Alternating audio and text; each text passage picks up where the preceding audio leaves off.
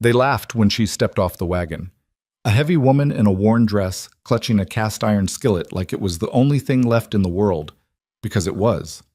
No family, no money, no future.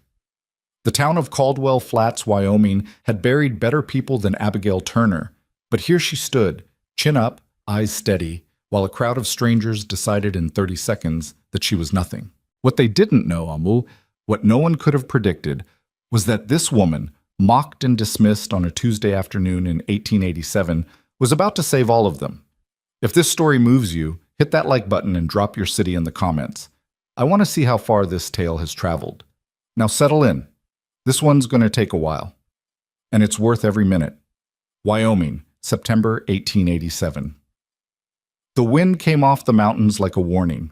It raked down the valley before sunrise, rattling shutters, pulling at loose fence posts, sending a cold that had no patience for the weak or the unprepared. By the time the morning stage rolled into Caldwell Flats, the dust had already coated everything in a fine pale layer. The storefronts, the water troughs, the faces of men who had stopped expecting anything good to arrive on that road. Abigail Turner felt the wind before she saw the town. She was sitting in the back corner of the stagecoach, wedged between a traveling merchant who smelled of tobacco and a woman in silk who had spent the last 40 miles pretending Abigail didn't exist. The coach rocked and groaned over the rutted road, and Abigail pressed her hand flat against the wooden wall just to feel something solid, something that wasn't moving. Her other hand rested on the cast-iron skillet wrapped in the center of her bundle. She hadn't let go of it in 3 days. It had been her mother's.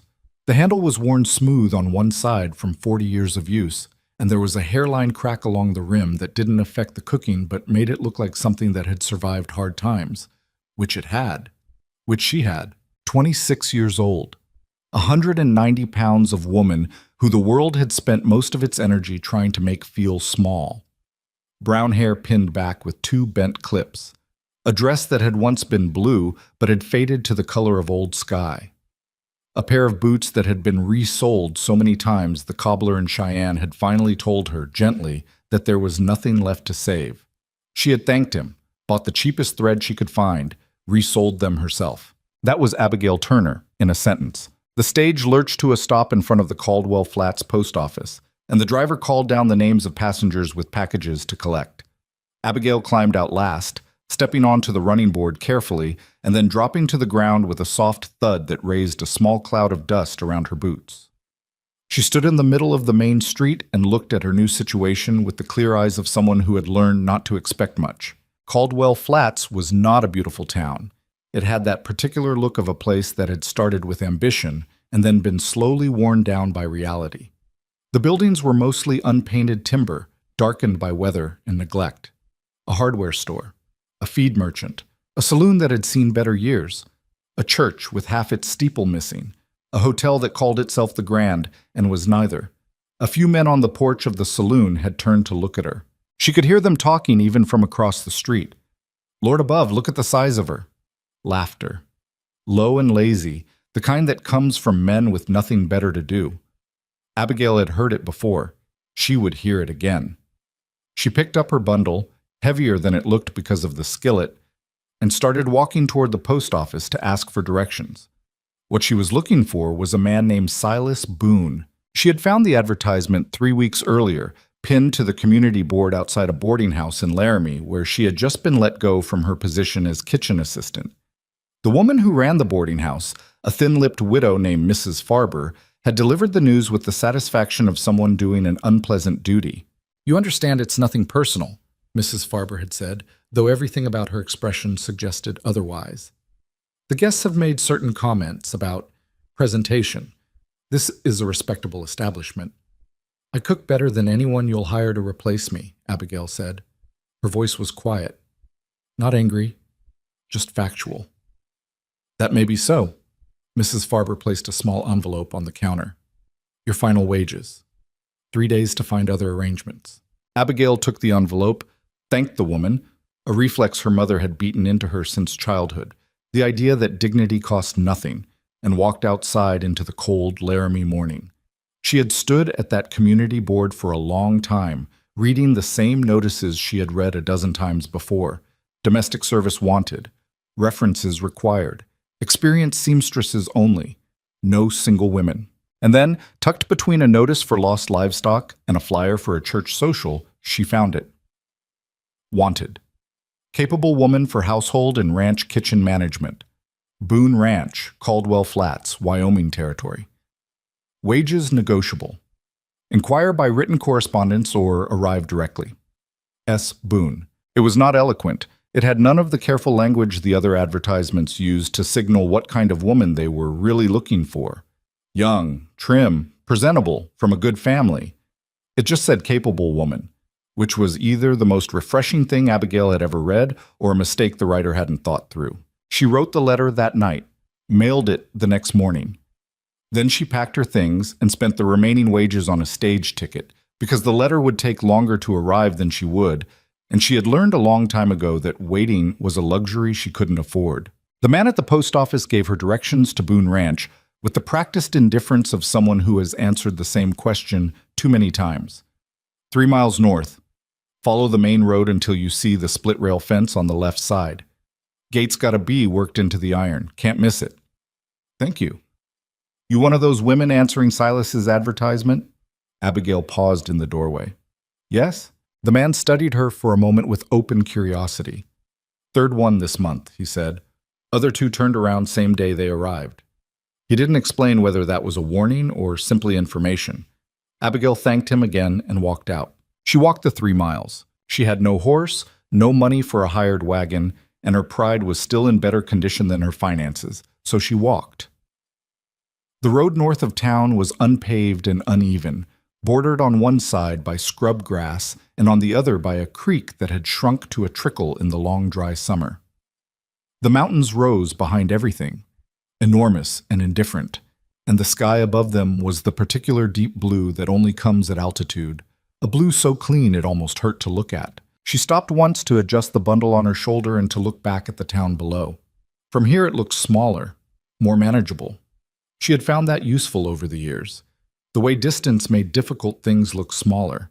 It wasn't optimism exactly. It was just perspective. She kept walking. The gate with the iron B was exactly where the man had said. Beyond it, the ranch spread out across a broad valley. More land than Abigail had ever stood at the edge of before. She could see the main house, a 2-story timber structure that had once been well built, but now showed its age in the sagging porch and the dark patches where the roof had been patched repeatedly. Behind it, a barn the color of old blood. A bunkhouse, a series of outbuildings she couldn't yet identify. Fences that ran in lines across the hillside like stitches across a wound. The land was dry. The grass was pale where it had once been green. The cattle she could see in the far field were thin in the way that spoke of a difficult year, maybe several difficult years. And standing in the yard between the main house and the barn, watching her come through the gate, was a man. He was tall, broad through the shoulders in a way that came from work, not vanity. Dark hair gone gray at the temples. A jaw that looked like it had been cut from the same rock as the mountains behind the ranch. He wore a work shirt with the sleeves rolled back and boots that were as worn as hers, maybe more so. His hat was pushed back on his head, and he stood with his thumbs hooked in his belt, watching her walk up the road with an expression she couldn't quite read from that distance. When she was 20 feet away, she could see it more clearly. He wasn't laughing. That, in itself, was something. "Silas Boone?" she said. "That's right." His voice was deep and careful, like a man who had learned to choose his words. "And you would be—" "Abigail Turner. I wrote you a letter, but I expect I've arrived before it." He looked at her for a long moment, looked at the bundle on her shoulder, looked at her boots, her dress, her face. Not the way the men in town had looked, not measuring, not mocking. He looked the way a man looks when he's trying to understand something. "You walked from town," he said. It wasn't a question. "I did." Another pause. Then, without any particular announcement, he turned and walked toward the house. "Come on then," he said over his shoulder. "You must be hungry." The kitchen of the Boone Ranch main house was the best room in the building. Even in its current state, pots stacked haphazardly, a sideboard cluttered with things that had been put down temporarily and then forgotten, flour dusted across a surface that hadn't been properly cleaned in some time, it had good bones. A wide cast-iron stove with 6 burners, A deep sink with a hand pump. A long preparation table of heavy pine. High windows that caught the afternoon light and made it golden. Abigail set down her bundle and looked around the kitchen the way a musician looks at an unfamiliar instrument, not judging it, just taking inventory of what was possible. Silas Boone stood in the doorway and watched her. "What happened to the cook you had before?" she asked. "Left in July," said the isolation wore on her. "And before that?" A pause. "2 others. One wasn't suited to the work. The other one—" He stopped. Something crossed his face, not quite grief, not quite regret, before he smoothed it away. She moved on. Abigail opened a cabinet. Inside, cornmeal, salt, some dried beans that had seen better days, 3 cans of tomatoes, a bag of coffee. She opened another. Canned peaches. A tin of lard. Half a bottle of molasses. "I can make a meal with this," she said. "Tonight's meal's already planned. I was going to—" "What were you going to make?" He looked uncomfortable in a way that answered the question before he did. "I hadn't exactly decided." She turned to look at him. "Mr. Boone, what do you want from someone in this position? Specifically, not the advertisement. What do you actually need?"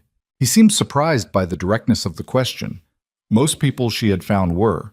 She watched him wrestle with it. A man who had spent years managing a ranch alone, making decisions alone, not used to being asked what he needed. "I need the ranch to feel like a place worth working," he said finally. "The men they're good hands, but things have been hard. A couple of bad years. The spirit of the place is—" He searched for the word. "Broken," she offered. He met her eyes. "Yeah, something like that." "I can cook," she said, "but what you're describing isn't a cooking problem." "No," he agreed. "I don't suppose it is." They looked at each other across the kitchen. This rugged, worn-down rancher and this heavy, plain-spoken woman who had walked 3 miles in broken-soled boots to answer an advertisement. And something passed between them that neither of them would have known how to name. "I'll make supper," Abigail said. "You can decide what you want to do with me after you've tasted it." There were 11 ranch hands at the Boone Ranch. She found this out when she rang the bell for supper. A large cast-iron bell on a post outside the kitchen door, which she had found by instinct and rang by impulse. And a wave of men came in from the barn, the fields, the bunkhouse, pulling off hats and wiping hands on trouser legs. They stopped when they saw her. She watched the looks travel around the room. A few of the younger hands exchanged glances. One of the older men, a weathered Texan named Earl Dugan, as she would learn, had the decency to keep his face neutral. A boy of maybe 16 who was introduced to her as Jasper tried so hard not to stare that he stared harder than anyone. She had made a thick beef and bean stew from the dried beans she'd found, seasoned with the last of a herb tin she'd discovered behind the stove, cornbread with a trace of molasses, coffee strong enough to wake a sleeping mountain. And for reasons she couldn't entirely explain, something that felt like a statement, she'd opened the peaches and arranged them in a bowl in the center of the table. A small sweetness. Something nobody expected. The men sat. She served. The first minute was silent in the way of men eating food that is genuinely better than they expected. Then Earl Dugan set down his spoon, looked at his bowl, and looked at Abigail. "Ma'am," he said in a tone of genuine respect, "where did you come from?" "Laramie, most recently," she said. "Laramie." He shook his head slowly, as if Laramie had been keeping a secret from everyone. "Well, it's good," said the boy Jasper, with the uncomplicated honesty of 16. "It's really good." From the end of the table, Silas Boone said nothing. He ate everything on his plate and then sat for a moment with his hands wrapped around his coffee cup and looked at the room that was louder than it had been in months, the men talking and laughing and reaching across each other for the cornbread, and his face was a thing Abigail chose not to look at too long. Some expressions are private, even when they happen in a room full of people. After supper, when the hands had gone back to the bunkhouse and the kitchen was cleaned, she had insisted on cleaning it herself, had in fact reorganized 3 shelves and discovered a copper pot she suspected nobody had used in 2 years. Silas came and stood in the doorway again. "You're not what I expected," he said. People rarely are, she replied. I mean, he stopped. Started again. The work here is hard. I won't pretend otherwise. The winters are long. The summers burn everything. We lost a third of the cattle last year to a dry spell. I'm fighting a legal case over land rights that could...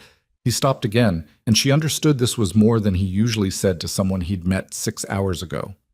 It's not an easy place. I'm not looking for easy, she said. He studied her. Why'd you really come? You could cook like that anywhere. Any decent establishment in Laramie would... Laramie didn't want me, she said simply. Most places don't. She said it without bitterness, which was perhaps the most difficult thing she had ever managed. I learned a long time ago that you have to go where you're allowed in and figure out the rest once you're through the door. Silas Boone was quiet for a long time. Then he said, Your room's at the top of the stairs, end of the hall. It's small, but the window faces east. She looked at him. East means you get the morning light first, he added, as if she might not know this, as if he felt the need to offer something. I know which way east is, she said, but she said it gently. Thank you, Mr. Boone. Silas, he said, if you're going to be here, you might as well call me Silas. She picked up her bundle and her skillet and walked toward the stairs. At the bottom, she paused. What time do the men expect breakfast? 5:30, he said. I'll have it ready at 5, she said. They'll work better if they're not rushing. She climbed the stairs without waiting for his answer. That night, in the small east-facing room, she lay on the narrow bed and listened to the Wyoming windwork at the corners of the house. Outside, the mountains were enormous black shapes against a sky so full of stars it looked impossible. She had nowhere to go back to, nothing waiting for her in any other direction. That was not a comfortable feeling, but Abigail had stopped waiting for comfort a long time ago. What she had instead was a cast-iron skillet that had belonged to her mother, a set of hands that knew how to make something from almost nothing, and 11 men who had eaten every bite of supper tonight and left the table a little warmer than they'd come. It wasn't much. But Abigail Turner had built entire years out of less. She closed her eyes, listened to the wind, and let the dark come. The first morning set the tone for everything that followed. Abigail was downstairs before 4:30, moving through the kitchen in the dark with the quiet efficiency of a woman who had cooked in unfamiliar kitchens her entire life. She lit the stove by feel, found the coffee tin where she had relocated it the night before, and had the first pot brewing before the sky outside the east window had shifted from black to the deep bruised purple that comes just before dawn in high country. She had taken inventory in her head before she slept. The pantry was sparse but not hopeless. There were eggs. She had found them in a crate in the back of the larder, fresher than she expected. Salt pork hung from a hook near the back door. A sack of oats sat on the lowest shelf, half used. She found dried apples in a tin that rattled promisingly when she shook it, and a jar of preserves that someone had put up the previous summer and then apparently forgotten. By 5 o'clock, the kitchen smelled of coffee, salt pork, and something warm and sweet that drifted through the gaps in the bunkhouse wall and pulled men out of their blankets faster than any bell could have managed. Earl Dugan was the first one through the door. He was already dressed, hat on, boots laced, the particular alertness of a man who had spent 30 years waking before sunrise. He stopped just inside the doorway and breathed in through his nose, the way a man does when something catches him off guard in a pleasant way. You made oatmeal, he said, with dried apple and preserves. She set a bowl in front of him. The salt pork's still coming, eggs in 10 minutes. He sat down and looked at the bowl. We haven't had hot breakfast in... He paused, calculating. 3 months. Maybe 4. Silas does his best, but he's a rancher, not a cook. What have you been eating? Cold cornbread mostly, whatever's easiest. He picked up the spoon. This is not that. The rest of the men came in over the next 20 minutes, pulled by the smell and by word of mouth that traveled from the bunkhouse door at a speed that surprised her. They were a varied group, as ranch crews always were, young hands barely past boyhood, older men with the careful movements of people who had accumulated injuries over decades of hard work, 2 brothers from Kansas named Holt and Decker, who finished each other's sentences and argued about everything except cattle, a quiet Mexican vaquero named Rios, who acknowledged her with a small, formal nod and sat at the end of the table where he could see the door, and Jasper, the 16-year-old, who arrived last and slightly out of breath and immediately knocked over his own coffee cup. "Jasper," said Earl, without looking up from his plate. "Slow down." "Sorry," Jasper said, mopping the spill with his sleeve before Abigail could hand him a cloth. He looked up at her with the open, uncomplicated guilt of someone who breaks things regularly and hasn't yet made peace with it. "Sorry, ma'am." "Sit down and eat," she said. She refilled his cup without making anything of it. Silas came down at 5:15. He stood in the kitchen doorway, the same doorway he had occupied the night before, she noticed, as if he conducted most of his important observations from that particular position, and took in the room, the men at the table, the conversation, the steam rising from plates, the particular sound of a group of people who were, for the first time in a while, not just eating but actually sitting together.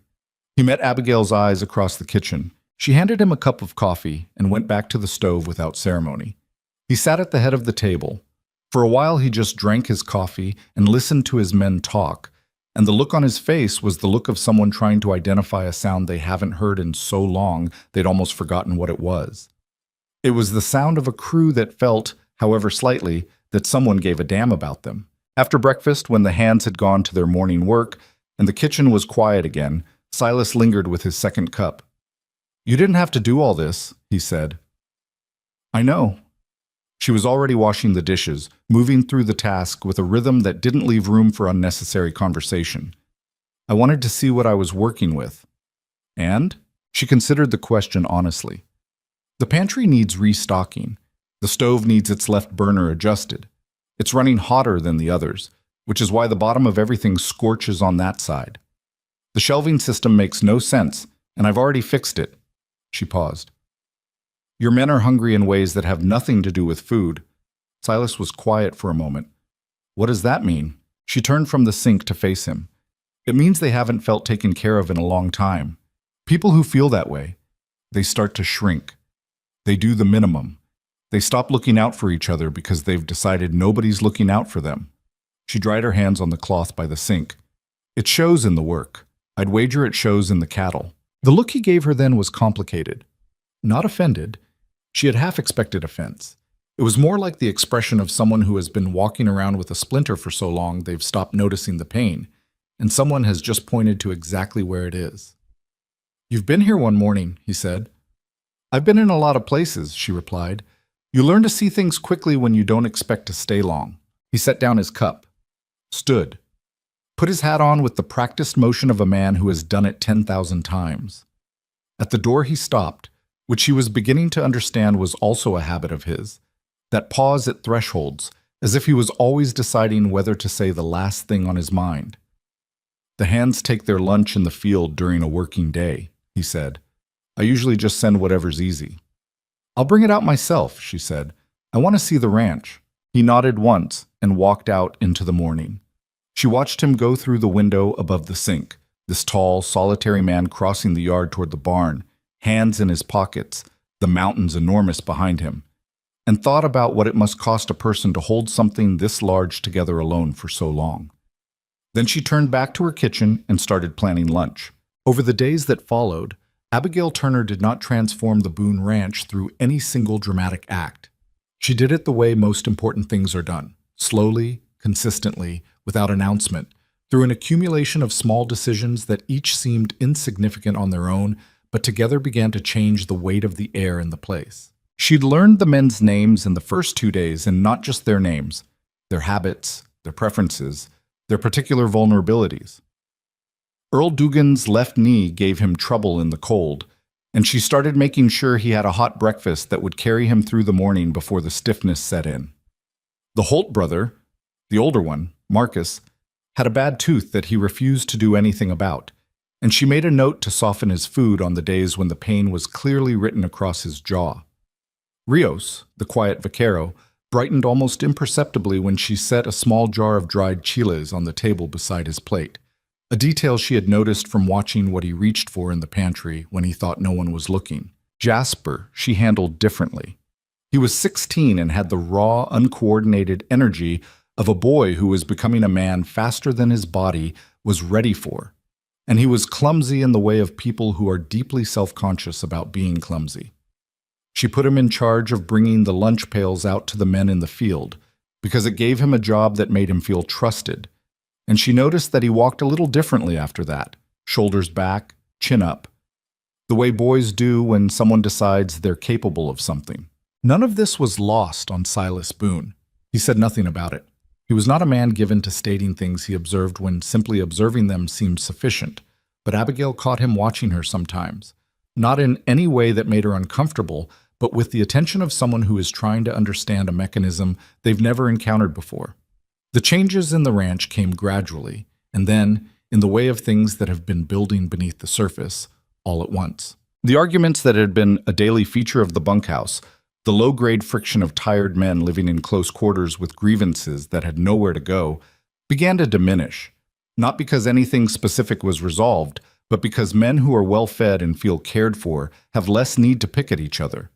Energy that had been spent on suspicion and irritation was redirected to work. Productivity on the ranch rose measurably by the third week. Silas kept the books, and Abigail watched him one evening at the kitchen table, frowning at the ledger with the concentration of someone who expects bad news and is trying to locate it, and saw the moment his expression shifted slightly. Not to happiness exactly, but to something cautious, something that might, given time, become relief.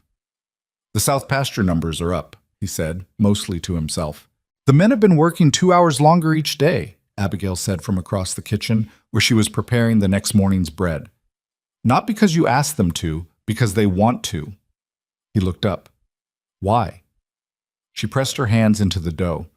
"Because when people feel like they matter somewhere, they work like it matters. It's not complicated." He stared at her for a long moment. Then he looked back at his ledger, and she thought she saw him write something in the margin, a small notation, before he closed the book.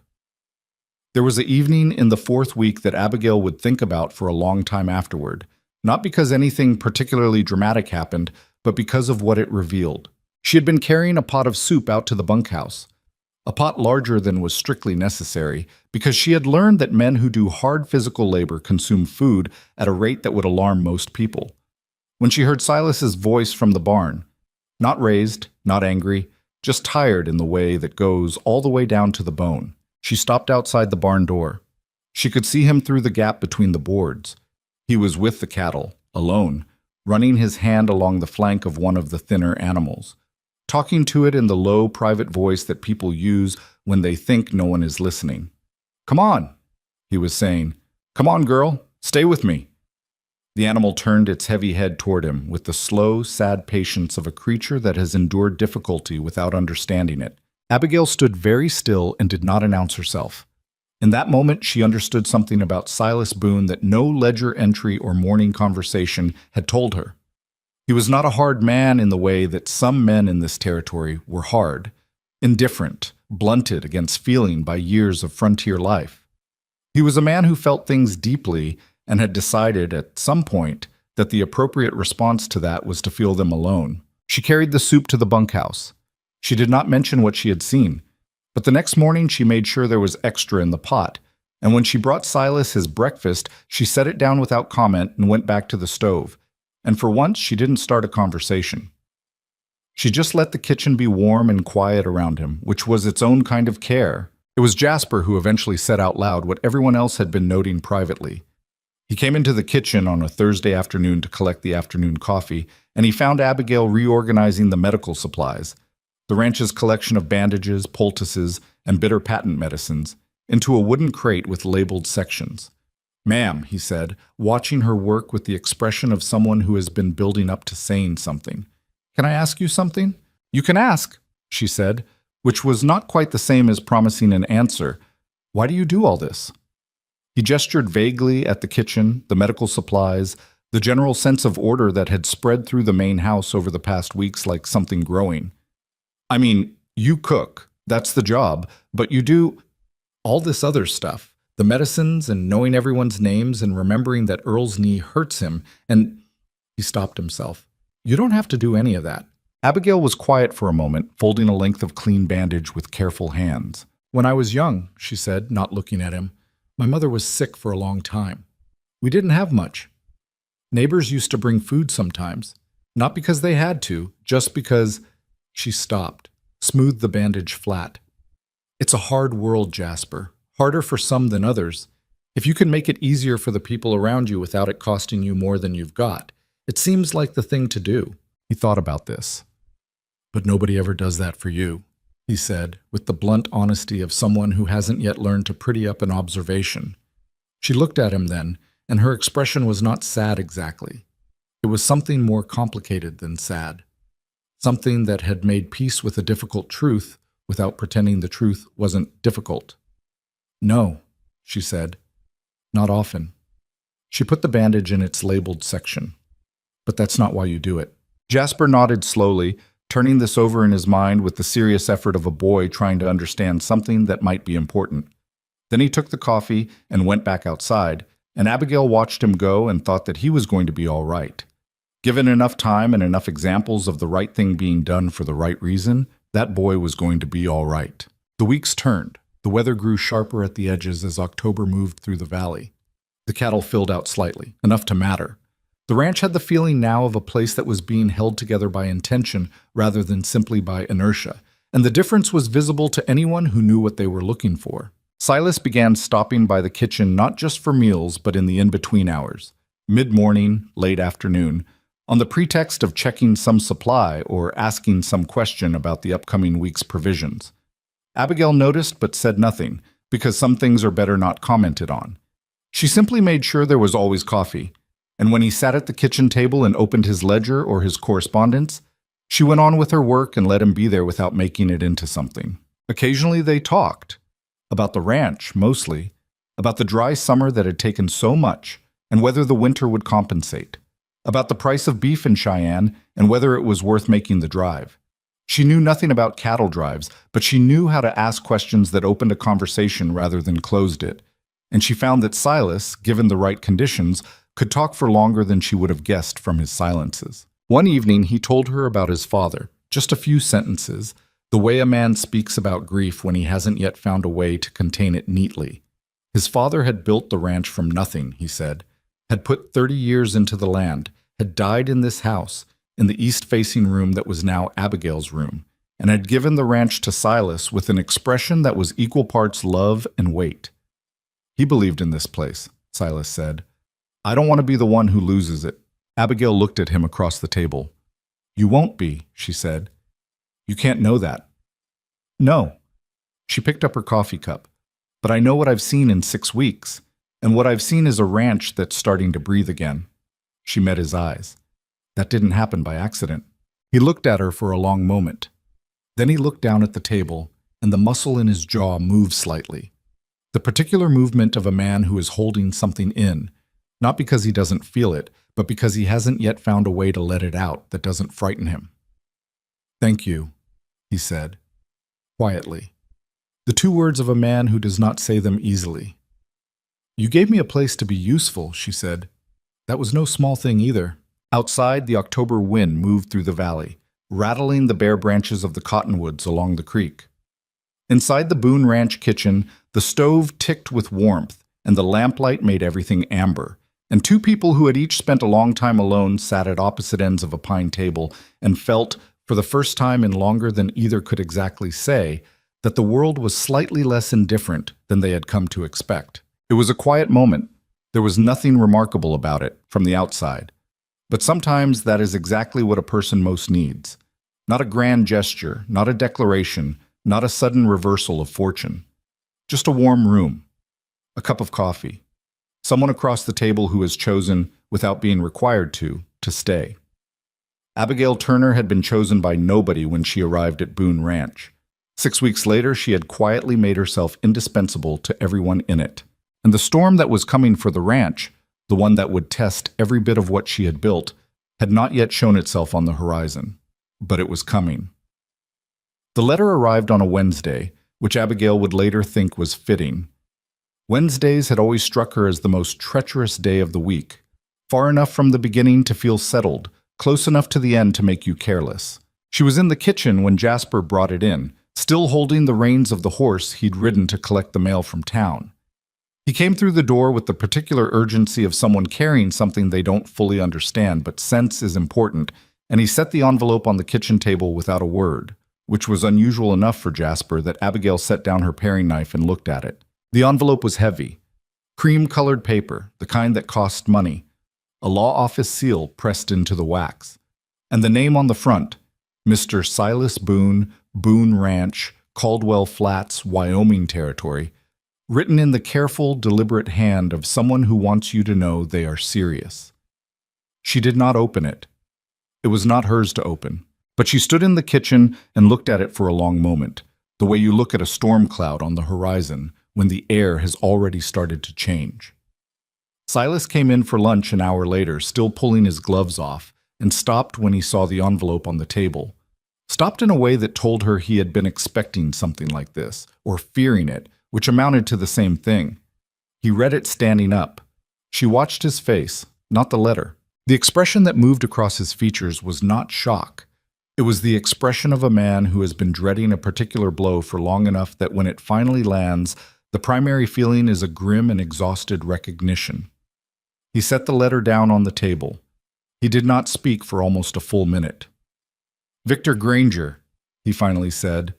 The name came out flat and hard, like a stone dropped on wood. "Who is he?" Abigail asked. Silas pulled out a chair and sat down heavily, in the way of a man whose legs have decided the situation before the rest of him has caught up. "He's a land baron out of Cheyenne, owns about 40,000 acres across 3 counties, buys distressed properties mostly, forces sales when he can and when he can't." He tapped the letter with one finger. "He manufactures reasons." "What does the letter say?"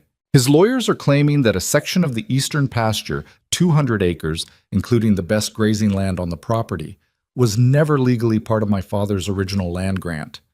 They've produced a deed, a survey, both dated 1871. He let out a breath that was almost a laugh, but nothing about it was funny. "My father filed his claim in 1869.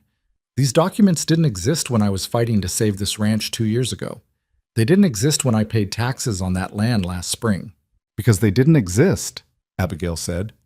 He looked at her. "No, they didn't." He rubbed a hand across his jaw. "But they exist now, and Granger has a judge in Cheyenne who'll look at them without asking too many questions, and the hearing is set for 6 weeks from Friday." The silence that followed had weight to it. Abigail could hear the wind outside picking up, and the far sound of cattle in the eastern pasture. The same pasture that was apparently now the subject of a legal fiction manufactured by a man who wanted it. "What happens if you lose the 200 acres?" she asked, because she had found that in difficult situations, the most useful thing was to look directly at the worst of it rather than around it. Silas was quiet for a moment.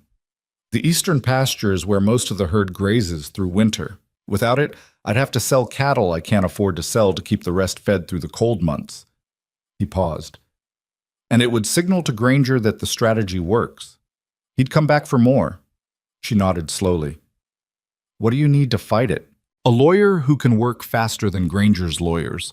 Original survey records from the Territorial Land Office to contradict the documents he's produced. And witnesses, neighbors, old hands, anyone who can testify to the boundary lines as they've always been understood." He spread his hands on the table. "The problem is that Granger is the kind of man who makes sure those things are hard to come by. He buys silence. He calls in debts. He makes people understand very quietly that cooperating with him is more comfortable than the alternative." Abigail picked up the letter and read it herself, carefully, from the beginning. It was written in the dense, suffocating language of legal documents, language designed to make the unreasonable seem inevitable, to make theft look like procedure. "Have you spoken to anyone in town?" she asked. "Not yet. I found out this morning." He looked at her with an expression she hadn't seen on his face before. Not quite vulnerability, because Silas Boone was constitutionally incapable of full vulnerability, but something adjacent to it. A man standing at the edge of something and not certain of his footing. "I haven't told the men yet either." "You need to tell them." "I know." He stood, reached for his hat. "I need to ride to Caldwell Flats. Talk to the only lawyer in the county, for whatever that's worth." He was at the door when she said, "Silas." He turned. "Don't go alone," she said. "Take Earl. He's been on this land longer than anyone. He knows those boundary lines better than any survey." He held her gaze for a moment, then nodded once and went to find Earl Dugan. She stood in the kitchen after he left and looked at the letter still open on the table. Then she looked out the window at the eastern pasture. The pale winter grass, the dark shapes of cattle, the fence lines her eyes had learned over 2 months of carrying lunches and learning the shape of this place. And something hardened quietly inside her. Not anger. Something older and steadier than anger. Victor Granger had never met Abigail Turner. He had looked at this ranch and seen a struggling operation run by a solitary man, and he had made the calculation that men in his position always make. That isolation is weakness, and weakness can be exploited. He was not wrong about the isolation. He was catastrophically wrong about the weakness. The news moved through the ranch the way bad news always does, faster than anyone intended, carried on the back of expression and silence as much as words. By the time Silas returned from town late that afternoon, the men already knew something was wrong. Earl had told them, or the way Earl sat on his horse told them, or the particular quality of the evening air told them. Whatever it was, when Silas gathered the crew in the barn after supper, there were no surprised faces in the lantern light. Silas laid it out plainly, the way he did everything. The claim, the forged documents, the timeline, the stakes. He did not minimize it, and he did not dramatize it, and when he was finished, the barn was very quiet. Marcus Holt spoke first. "What do we do?" "I fight it," Silas said, "but legally. I have a lawyer working on obtaining the original territorial records. If the authentic survey contradicts Granger's documents, and I believe it will, then the case falls apart in court." "And if the records are gone?" said Decker Holt. "If Granger already got to them?" Silas said nothing, which was its own kind of answer. It was Rios who spoke next, in his precise, careful English. "I have been on this land for 4 years. I know exactly where those fence posts were set, and I know it was done to the original boundary lines because I helped set them myself." He paused. "I will say so in any court." "So will I," said Earl. "And me," said Jasper, with the fierce, uncomplicated loyalty of someone who hasn't yet learned the ways a system can disappoint a person who tells the truth in it. Silas looked around the barn at the faces of his crew. These men he had worked alongside through drought and loss and the particular grinding difficulty of frontier ranching. And something moved through his expression that he controlled before it could become visible. Almost controlled. "Thank you," he said. Just that. And then he sent them to bed and walked back to the house alone. In the kitchen, Abigail was still up, working at the table by lamplight with paper and a stub of pencil. She had drawn a rough map of the ranch's boundaries as she understood them, and was annotating it with everything she had absorbed over 2 months of daily observation: fence lines, natural landmarks, the position of the creek as it ran through the eastern corner of the property. Silas sat down across from her without speaking and looked at what she was doing. "I don't know if this is right," she said, "but I know the creek bends east of the old cottonwood, and if the original survey used the creek as the boundary marker, then Granger's claimed line would put it a 1/4 mile inside what's been Boone land for 20 years. He looked at the map. "How do you know about the creek bend?" "I've been carrying lunch to the eastern pasture since October," she said. "I pay attention to things." He stared at the map for a long time. Then he said quietly, "The original survey did use the creek as the eastern boundary marker. My father told me so. I just don't know where to find the document that proves it." "The Territorial Land Office in Cheyenne would have it," she said. "Unless someone has already—" "Yes." He leaned back. "Unless someone has." The days that followed brought a chill that went beyond the weather. Word traveled from Caldwell Flats with the efficiency of a small town that senses drama, and the consensus, as far as Abigail could determine from what Jasper brought back from his mail runs and what she heard at the edge of the conversations Silas had with the handful of neighbors who still stopped by, was not encouraging. Victor Granger was a man with reach. His money had already touched enough of the county that cooperation was a complicated calculation for most people. The neighboring ranchers who smiled at Silas in the feed store were slow to offer anything in writing. The banker in Caldwell Flats, a soft-handed man named Aldrich, who had always been cordial, suddenly found reasons why credit arrangements needed to be reviewed before being extended. The lawyer Silas had retained, a decent but overmatched man named Purdy, sent letters that used a great many words to communicate a modest amount of hope. Silas pushed himself with the desperate energy of a man who cannot afford to stop moving, because stopping means thinking, and thinking means facing the size of what is arrayed against him. He rode out before dawn and came in after dark. and Abigail watched the weight accumulate on him the way snow accumulates on a branch. Not noticeable in any single moment, but building toward a point where something has to give. She set a full plate in front of him every evening, regardless of the hour. She made sure the coffee was always on. She did not offer false reassurance, because Silas was not a man who would be comforted by it, and she was not a woman given to saying things she didn't know to be true. But she was thinking. Constantly, steadily, turning the problem in her mind the way she turned dough, working it from every angle, looking for the place where it would yield.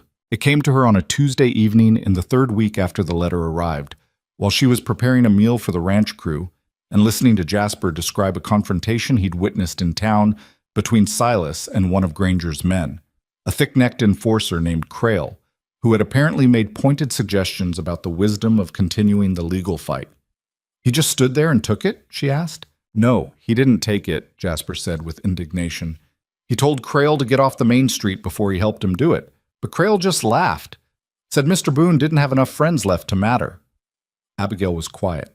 Didn't have enough friends left to matter. She stirred the pot on the stove and thought about that, about friendship and community, and the specific way that Granger had been operating, not just attacking Silas legally, but isolating him, cutting the lines between him and the people who might help him, one by one, until he was standing alone in the middle of his own land with nobody at his back.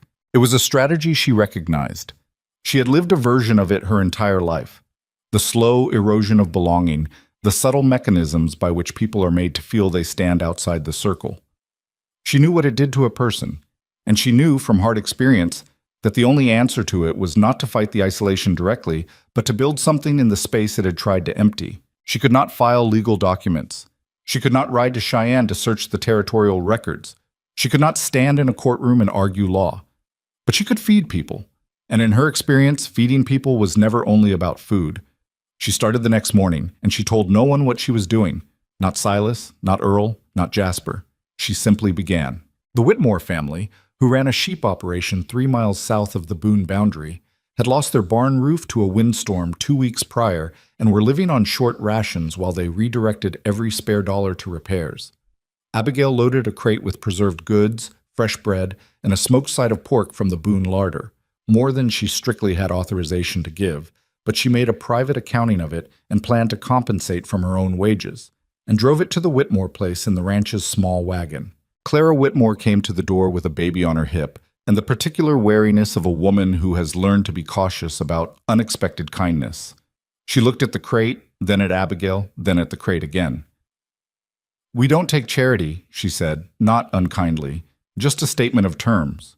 "This isn't charity," Abigail said. "It's a delivery from a neighbor. Boone Ranch has a surplus this week, and Mr. Boone asked me to see it doesn't go to waste." The first part was a stretch of the truth. The second part was a complete invention. She said both with perfect composure. Claire Whitmore studied her for a long moment. Then she stepped back from the door and let her in. They talked for 2 hours. Abigail learned that the Whitmores had been approached by Granger's man Crail 3 days after the legal notice went out to Silas. A casual conversation at the feed store, nothing explicit. Just a quiet and thorough communication of which way the wind was blowing and what smart people did when it blew that way. Clara's husband, a tired, decent man named Robert, had said nothing to Silas about it because he had a family to consider and nothing in writing to offer anyway. Before she left, Abigail asked carefully what Robert knew about the eastern boundary of Boone Ranch. "He's ridden that fence line plenty of times," Clara said. "Used to help Silas's father with the repairs when they were younger. He knows every post on it." Would he be willing to say so, formally, if it came to that? Silence. Clara looked at the crate of food on her table, looked at the baby on her hip, looked out the window at the patched-together roof of her barn. "Let me talk to Robert," she said. Abigail drove the wagon back to Boone Ranch and began planning the following day. She went to the Abelson widow next, an elderly woman named Harriet, who lived alone on 40 acres that bordered the north edge of Boone land, whose late husband had surveyed half the county in the 1860s and kept meticulous records in a collection of leather-bound notebooks that she had never known what to do with. Abigail brought her a hot meal, a tin of tea, and 2 hours of company, and listened to Harriet talk about her late husband with the patient attentiveness of someone to whom listening is a skill rather than an obligation. Near the end of the visit, Harriet brought out the notebooks herself, without being asked. She set them on the table and opened one to a page of survey measurements and boundary notations in a hand so precise it might have been printed. Edgar surveyed that section in 1869, Harriet said, running one finger along the page. He was very particular, always made duplicates. She looked up at Abigail. I have the duplicate of every survey he ever completed, filed by year. I never threw any of them out because I didn't know what was in them, and throwing out something you don't understand struck me as foolish. Abigail looked at the notebook, looked at Harriet. The year 1869 would be very interesting to a lawyer named Purdy who works for a rancher named Silas Boone, she said quietly. Harriet closed the notebook with the deliberate care of someone who understands what they're holding. Would it? She said. Not a question. Yes, ma'am. I believe it would. Well, Harriet stood and went to her shelf, where the notebooks were arranged in a long, careful row. I suppose Edgar always said his work should be useful to somebody, eventually. She ran her finger along the spines, counting years, and pulled out a volume. Handed it to Abigail with both hands, the way you hand over something that matters. Abigail drove back to the ranch in the cold afternoon with Harriet Abelson's notebook wrapped in a cloth on the seat beside her. Her hands on the reins were steady. Her mind was moving faster than the wagon. Granger had built his strategy on the assumption that Silas Boone was alone. He had done everything he could to ensure that isolation. The pressure on neighbors, the bought silences, the quiet rearrangement of loyalties. What he had not accounted for was that someone had spent the past 2 months building something in the space he thought he'd emptied.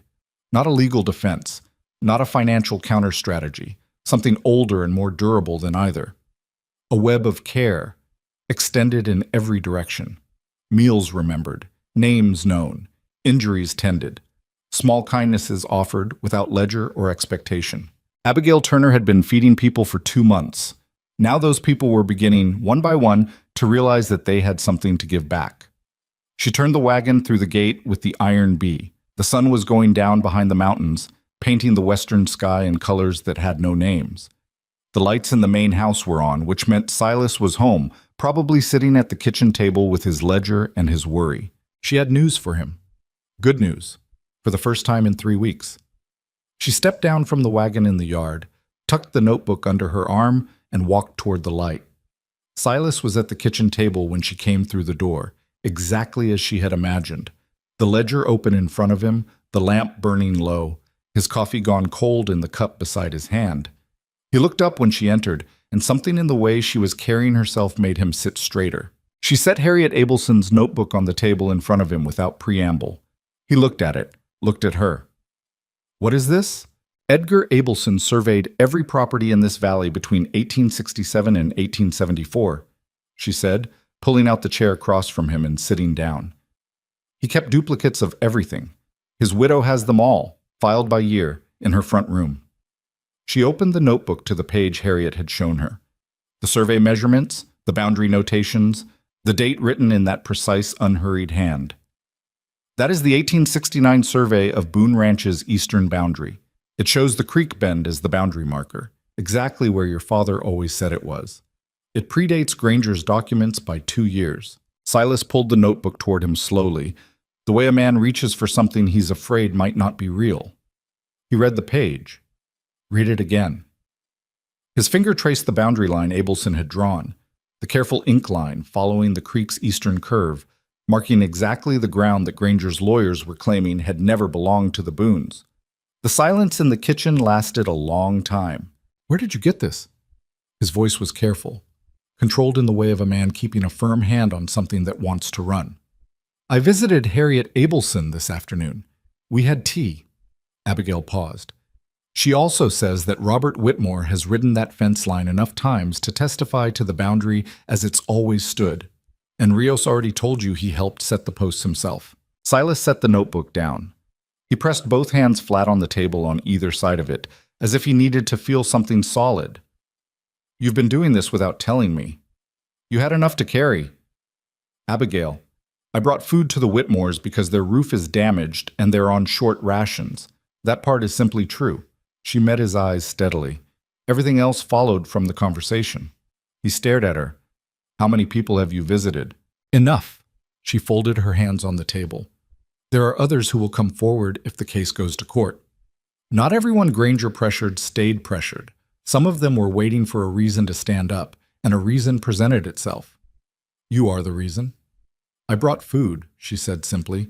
People did the rest themselves. He shook his head slowly, and the expression on his face was something she had not seen there before. Not the guarded self-containment that was his default, not the exhausted determination of the past 3 weeks, but something rawer and more open. A man who has been fighting alone for so long that the arrival of reinforcements is almost more than he knows how to absorb. Take this to Purdy first thing tomorrow, she said, pushing the notebook slightly toward him. Harriet says she'll sign an affidavit confirming its provenance. She'd like to come to the hearing if it's allowed. She says Edgar always wanted his work to matter, and she believes he'd consider this mattering. Silas looked at the notebook for another long moment. Then he picked it up carefully, with both hands, and held it the way you hold something that might change everything. Thank you, he said. The same 2 words he had said to her weeks ago in this kitchen, but weighted differently now. Heavier. More precisely aimed. Get some sleep, she said, standing. You look terrible. He almost laughed. It was the closest she had heard him come to it in 3 weeks, and she counted it as its own kind of victory as she went upstairs to bed. The 6 days between that evening and the hearing in Caldwell Flats moved with the strange doubled quality of time under pressure. Simultaneously too fast and too slow, each hour heavy with consequence, and yet the days somehow disappearing before anything felt sufficiently prepared. Purdy, the lawyer, received the Abelson notebook with an excitement he attempted to contain professionally and failed to contain entirely. He spent 2 days cross-referencing its measurements against the documents Granger's lawyers had produced, and came back to Silas with the particular satisfied expression of a man holding a winning hand. The measurements don't match, Purdy said, spreading both documents on Silas's kitchen table with the air of a man presenting evidence to a jury. Granger's survey places the eastern boundary line 4/10 of a mile west of where Abelson recorded it in 1869. If Abelson's measurements are accurate, and given that he was the territorial surveyor of record for this county, any court is going to give them considerable weight. Then the documents Granger produced are not only wrong, they're wrong in a very specific direction. West. Always in Granger's favor. That's not a surveying error. That's a decision. Silas read the comparison in silence. Can you prove the documents are forged? I can prove they're inconsistent with every other survey conducted in this valley during the same period.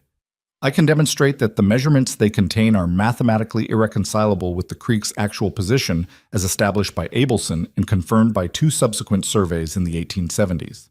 Purdy gathered the papers with careful hands. Whether the judge chooses to call that forgery is his business. My business is to make the truth so obvious that anything else requires a degree of deliberate blindness that even a purchased judge might not be willing to perform in public. Silas nodded once. Do it. On the morning of the hearing, Abigail was up at 4 as always. She made breakfast for the ranch crew with a thoroughness that went beyond the practical. Hot biscuits, fried salt pork, strong coffee, a pan of eggs, because she understood that the men needed to feel that the day was being held together from its foundation, that even with everything uncertain, the morning routine was solid. Earl Dugan came in first, as he always did, and sat in his usual chair and looked at the table and looked at her. You going to the hearing? He asked. No, she said. Someone needs to be here. Silas asked you to come. She set his coffee down in front of him. Silas has you, and Rios, and Purdy, and Harriet Abelson, and Robert Whitmore. He doesn't need me in that courtroom. She went back to the stove. He needs to know this place is being looked after while he's gone. Earl wrapped his hands around the coffee cup and studied her with the steady, unhurried appraisal of an old hand who has seen a great many people in a great many situations. You know what you are? He said. A cook, she said. No. He shook his head. You're the thing that holds the thing together. He said it with the simple finality of a man stating a geographical fact. The mountain is north, the creek runs east, this woman holds the thing together. Silas sees it. We all see it. She said nothing because there was nothing to say to that which wouldn't either deflect it dishonestly or accept it in a way that felt like too much. She kept her eyes on the stove and let the words settle. Silas came downstairs at 5:30 in his good clothes. The dark jacket, the white shirt, the boots that had been polished the night before with a care that moved her in its small dignity. He looked like a man preparing for battle in the only armor he owned. He stood in the kitchen doorway, hat in hand, and looked at her. "I'll be back before dark," he said. "I know." "If Purdy's reading of the Abelson survey is right," "It's right," she said. She turned from the stove and looked at him directly. "Go. Do what you need to do. This ranch will be here when you get back." Something in his face shifted, that subtle rearrangement of the muscles around his eyes that was as close as Silas Boone got to an open expression of feeling. He put his hat on, turned toward the door. "Abigail?" "Yes." He stopped, his back still to her. "I'm glad you walked through that gate." He went out before she could answer. She heard his horse in the yard, heard the sound of the crew mounting up. Earl, Rios, Marcus Holt, and then the sound of hooves fading down the road toward Caldwell Flats. She stood at the kitchen window and watched the dust they raised, and then stood there a moment longer after the dust settled, looking at nothing. Then she turned around and went to work. The day was long in the particular way of days when you are waiting for news you cannot hurry. She cleaned things that didn't need cleaning. She prepared a supper that was considerably more elaborate than the day required, because cooking was the thing she did with her hands when her mind was somewhere else. She sent Jasper to check the fence line on the north pasture, a task she invented because Jasper's anxiety expressed itself as talking, and she needed quiet to think. She sat with her rough map of the ranch boundary and reviewed what she knew about Purdy's arguments and found she could not meaningfully improve on them, and that this was, in itself, reassuring. At 2 o'clock in the afternoon, a rider came up the ranch road fast enough that Abigail stepped out onto the porch to watch him come. It was not anyone from the ranch. It was a boy she recognized as the son of the post office man, 12 or 13, riding with the urgency of someone given an important errand and determined to be worthy of it. He pulled up in the yard and looked at her. "Are you the woman from Boone Ranch?" he asked, breathing hard. "I am. Mr. Purdy sent me. He says to tell you." The boy paused, recalling the exact words with the concentration of someone who has repeated them to himself the entire ride. "He says to tell you the judge reviewed the Abelson survey and Granger's documents together and asked Granger's lawyers to explain the discrepancy, and they couldn't do it. He says it looks good. He says Mr. Boone should be back by 4. She looked at the boy for a moment. "Did you ride all the way from town to tell me that? Mr. Purdy said you'd want to know." The boy shrugged in the straightforward way of someone who has delivered his message and is already thinking about the ride back. She went inside and cut him a generous slice of the apple cake she had made that morning and brought it back out to him, and he took it with both hands and ate it on horseback with undisguised enthusiasm before turning his horse around and heading back down the road at a considerably more relaxed pace. Silas came back at 3:30. She heard the horses before she saw them, and she came out onto the porch and stood there as the group came through the gate. Silas in front, Earl beside him, Rios and Marcus behind. Harriet Abelson, who had apparently attended the hearing after all, was being driven in a small buggy by Robert Whitmore. They were not riding the way people ride when things have gone badly. Silas pulled up in the yard and looked at her from the saddle. "Granger's claim was dismissed," he said. "Full dismissal. The judge found the documents inconsistent with established survey records and declined to consider them as legitimate evidence of title." He paused. "Purdy is filing a complaint with the territorial court about the documents themselves. Whether anything comes of that is another matter. But the eastern pasture is ours." Abigail held his gaze. "Good," she said. Earl Duggan let out a sound that was halfway between a laugh and something older and more relieved. Marcus Holt took off his hat and pressed it to his chest. Rios, true to form, said nothing but allowed himself the smallest of satisfied expressions, the kind that on his face was equivalent to a celebration. Harriet Abelson called from the buggy in a voice that was remarkably strong for a woman of her age. Edgar would have been very pleased. "He should be," Abigail called back. "His work held." That evening, the ranch had a quality to it that Abigail had not felt in the weeks since the letter arrived. A loosening, a lightening, as if the place had been holding its breath and had finally been permitted to exhale. The crew ate supper with the relief of men who have been carrying a weight and set it down. The conversation was louder than usual. Someone produced a fiddle from the bunkhouse. She had not previously known anyone on the ranch played. And after the meal there was music in the yard for an hour, Not elaborate music, just the kind that fills the dark and makes it feel less large. Silas sat on the porch steps and watched his crew, and Abigail came and stood nearby with her own coffee, and for a while they were simply two people existing in the same space where something good had happened. "You built that," he said eventually, quietly enough that it was only for her. "Harriet Abelson's husband built the evidence," she said. "Purdy argued it. You stood in that courtroom and didn't back down. Robert Whitmore and Rios and Earl, you brought them all together." He turned to look at her. In the light from the bunkhouse windows and the rising moon, his face was very clear. "You knew what Granger was doing, the isolation. You understood it and you countered it before I even knew what I was watching." She looked out at the yard. A Jasper dancing badly to the fiddle music with the uninhibited commitment of someone who doesn't care how he looks. At Earl Duggan, sitting on a fence post, tapping his good boot against the rail in time with the music, his bad knee forgotten for the moment. At Rios, standing at the edge of the firelight, not dancing, but present, which for Rios was its own form of participation. "I know what it is to be made to feel like you don't belong," she said. "I know what Granger was trying to do because it's been done to me my whole life, in smaller ways. Make you feel like you're standing outside the circle. Make you feel like no one will come when you call." She paused. "The answer to it is always the same. You build the circle bigger. You bring more people inside it." Silas was quiet for a long moment. The fiddle played.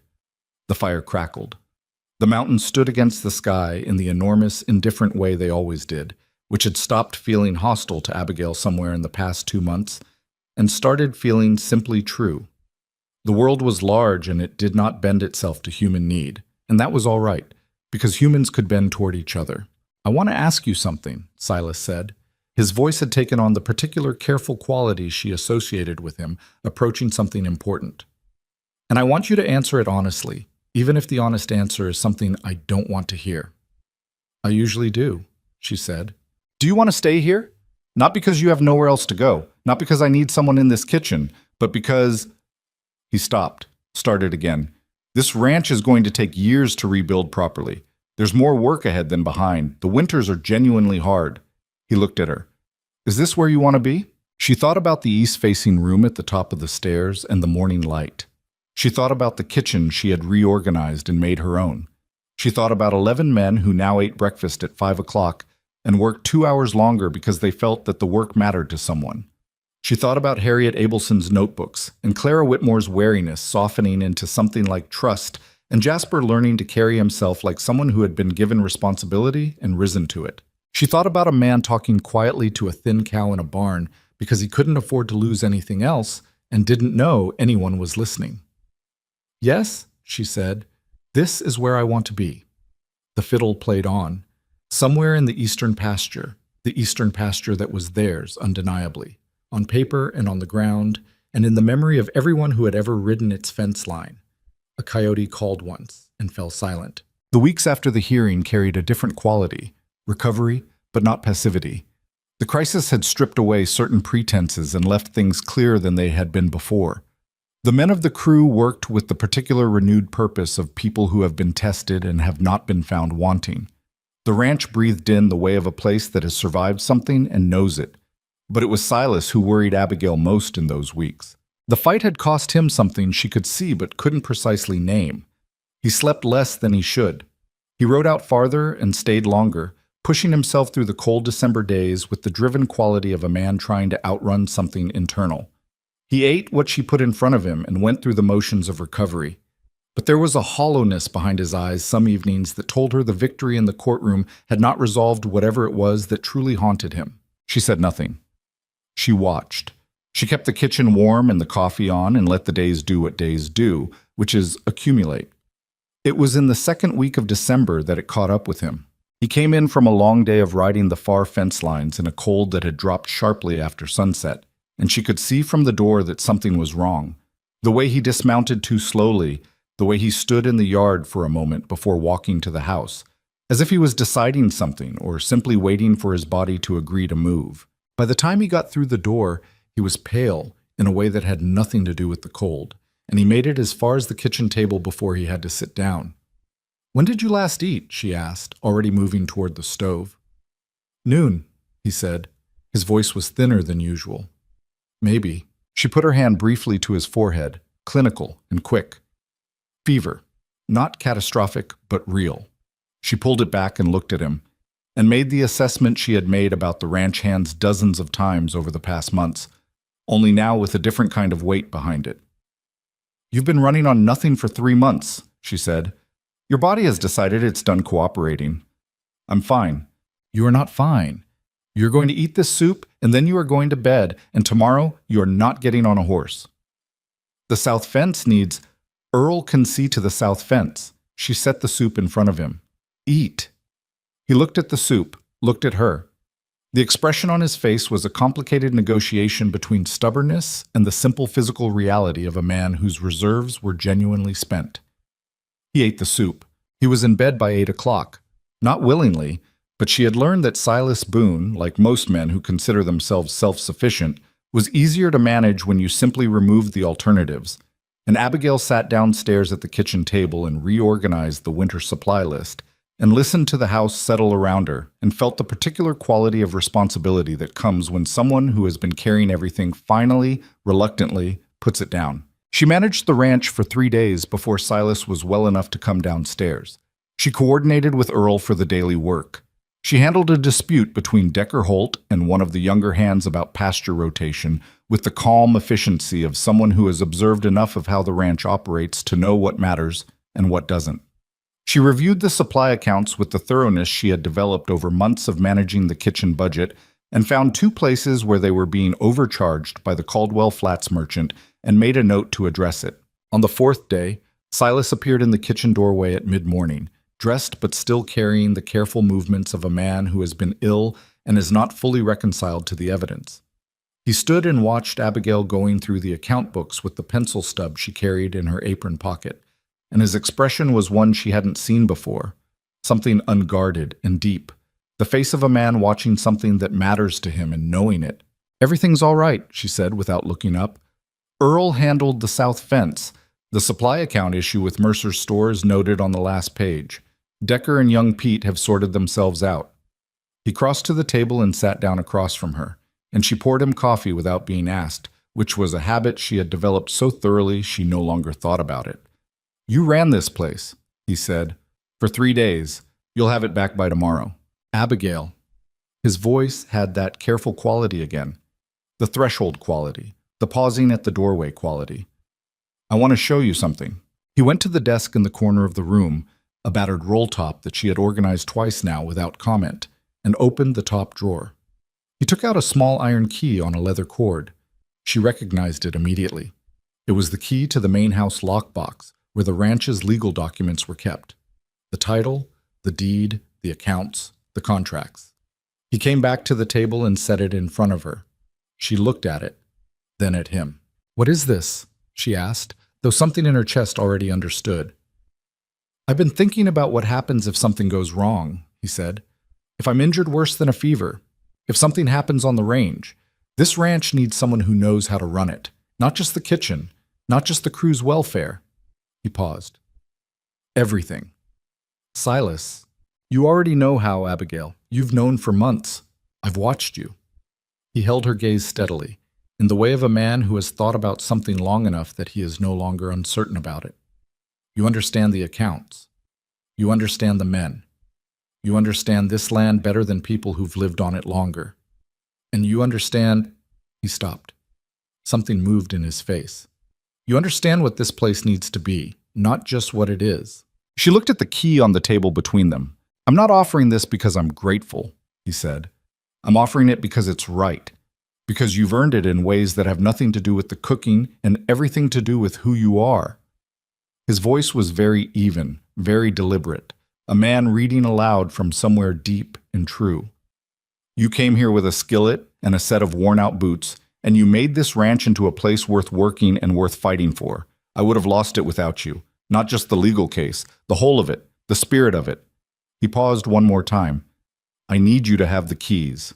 Abigail Turner sat across from Silas Boone in the kitchen she had made her own.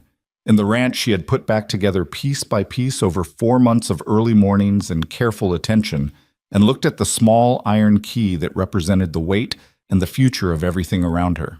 She thought about this woman who had walked 3 miles in broken-soled boots to answer an advertisement in a town that didn't want her.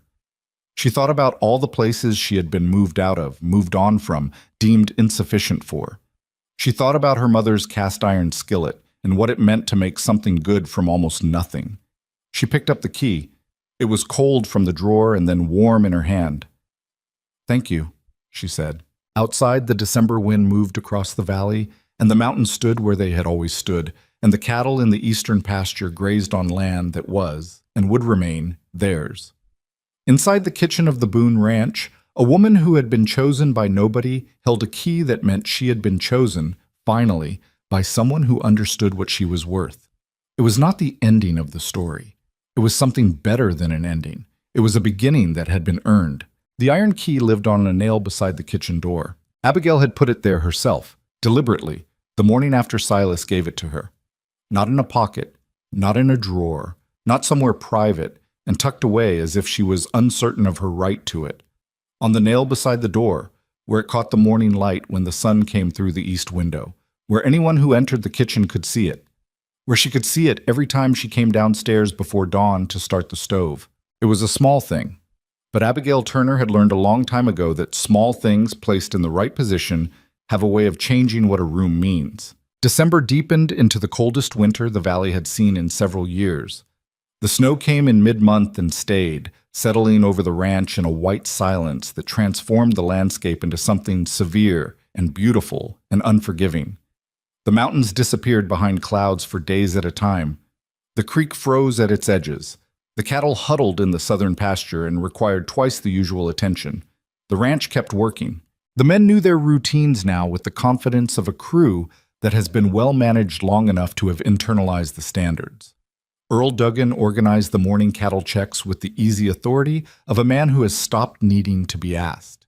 Rios managed the feed distribution with a precision that minimized waste and kept the herd's conditions stable through the worst of the cold.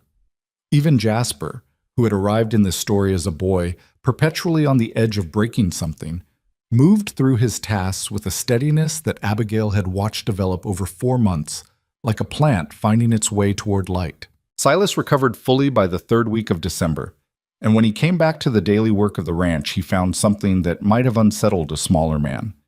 He found a ranch that had not missed him, not because his absence was unnoticed, but because the structure Abigail had built, the interlocking responsibilities, the understood priorities, the culture of people who give a damn about the work, had held without him being the single point of support. He didn't say anything about it directly, but one morning he came downstairs to find Abigail reviewing the winter accounts at the kitchen table, making notations in the margins of the ledger in the particular shorthand she had developed. And he sat down with his coffee and watched her work and said, "My father would have liked you." She looked up. He was a plain-spoken man, Silas continued. He didn't have patience for pretense. He used to say that the most valuable thing on any piece of land is the person who looks at it and sees what it could be, not just what it is. He wrapped both hands around his cup. "That's you. That's exactly you." She held his gaze for a moment. "Tell me more about him," she said, because she had learned that Silas carried his father the way people carry important things, carefully, close to the center of himself, where the weight was most manageable, and that being asked directly was one of the few things that would allow him to set it down for a while. He talked for an hour about his father's hands, which had been enormous and perpetually calloused, about the way the old man had walked every inch of the property each spring as if conducting an inventory of everything winter had taken and everything that had survived, about the summer of 1876 when the drought had been worse than this recent one and his father had sat on the porch for 3 nights in a row, not sleeping, just watching the land, and on the 4th morning had stood up and said simply, "Well, let's get to work," and walked to the barn. Abigail listened to all of it. She asked questions that opened rather than closed, and by the end of the hour, something in Silas's face had settled into an easier arrangement, the way a landscape settles after a storm has moved through it. "He would have liked you," he said again quietly when he was finished. She thought about this man he was describing, that stubborn, clear-eyed, plain-spoken rancher who had built something on this land with nothing but intention and refusal to quit. and felt a kinship with him across the years that surprised her with its strength. "I think I would have liked him too," she said. Christmas came to Boone Ranch with more ceremony than it had seen in years.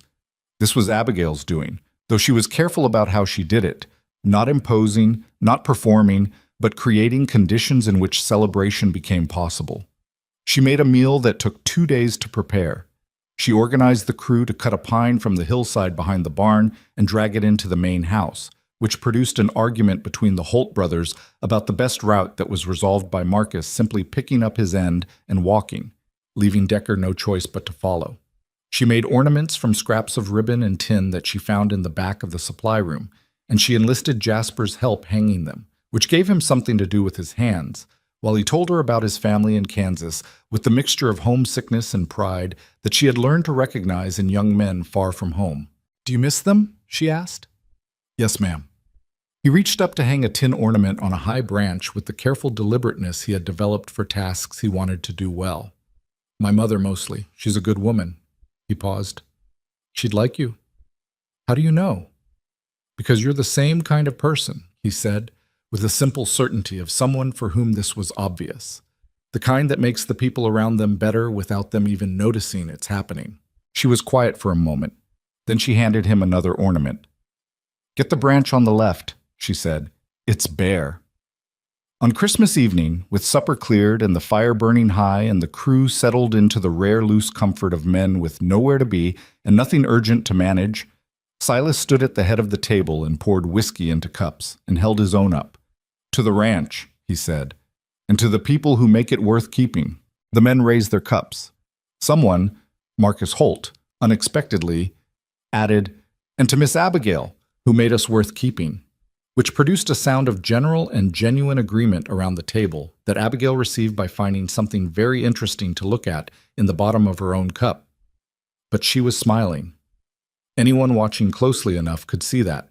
January arrived with a cold so absolute it seemed personal, and with it came the first real test of everything Abigail had built. The trouble started at the neighboring Cutter Ranch, 5 miles east, a smaller operation run by a man named Gus Cutter, who had been on the periphery of the Granger dispute, neither helping nor actively hindering, the stance of a man trying to survive in the middle of a conflict too large for him. In the second week of January, Gus Cutter's horse threw him on the frozen ground, and what might have been a bad bruise in warmer conditions became a broken collarbone and 3 cracked ribs that put him in bed for 6 weeks minimum. His wife, a young woman named Nora, who had not been on the frontier long enough to have built the calluses the life required, was left managing a ranch she barely knew, with 2 hired hands, who looked to her for decisions she didn't yet know how to make. Abigail found out on a Wednesday, the treacherous middle of the week, as she had come to think of Wednesdays, when Nora Cutter appeared at the Boone Ranch gate on horseback, alone, in the kind of cold that made the air hurt to breathe. She was not crying. She had the look of a woman who has finished crying and arrived at the harder place on the other side of it, where what remains is simply the need to find a solution. "I heard you were someone who helped people," she said, from her horse, to Abigail, who had come out onto the porch when she heard the gate. "I heard that from Clara Whitmore. She said if I needed help, I should come to Boone Ranch and ask for you." Abigail looked at this young woman on her horse in the January cold. 22 or 23, cold-chapped cheeks, the careful dignity of someone asking for help for the first time and deeply uncertain of its reception, and felt something in her chest that was simple and clear. "Come inside," she said, "before you freeze." Nora Cutter sat in the Boone Ranch kitchen and drank hot coffee and explained the situation with the clipped efficiency of someone who has organized their fear into manageable pieces. The cattle were being fed, but the feed calculation was off.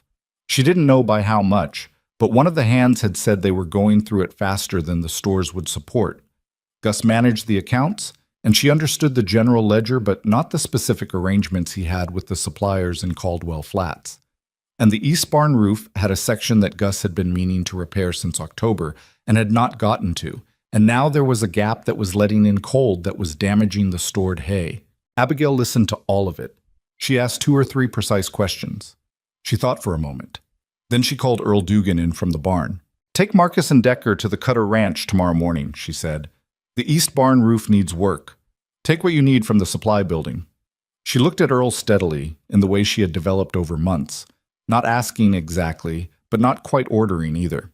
Something in between that acknowledged both his experience and her authority. Can you do that? Earl looked at Nora Cutter, who was holding her coffee cup in both hands, and trying to contain how much this simple offer of help had affected her. He looked at Abigail. Yes, ma'am, he said. We can do that. She sent Nora home with calculations for the feed rationing, worked out on the back of the account paper with the pencil stub, cross-referenced against what she knew about winter feeding needs from 4 months of managing the Boone herd, and a covered dish of food for the Cutter household, because Nora had the look of a woman who had been so focused on managing a crisis that she had forgotten to eat. Silas came in from the south pasture an hour later and found the kitchen rearranged slightly by the visit. A second coffee cup, papers on the table, and Abigail back at the stove with the particular focused quality she had when she was working through a problem. Nora Cutter was here, she said, before he could ask. I saw her writing back. What happened? She told him. He listened without interrupting, which she had come to appreciate as one of his particular qualities, the ability to simply hear something before deciding what to think about it. I sent Earl and the Holts to help with the barn roof, she said. A pause. That's 3 men for a day, at least. The south fence is done. The herd is stable. The men have the time. She met his eyes. And Gus Cutter stayed neutral during the Granger business when Granger was pressuring him to do otherwise. That cost him something. Silas looked at her for a long moment. Then he nodded once. All right, he said, and sat down and picked up his coffee and said nothing more about it, which was the form his agreement usually took when he had been persuaded of something he was already half persuaded of himself. The Cutter barn was repaired in 2 days. Word of it moved through the valley with the speed that characterized the movement of any information in a sparsely populated place where news is one of the few things that travels faster than weather. What followed was not dramatic. It was not sudden.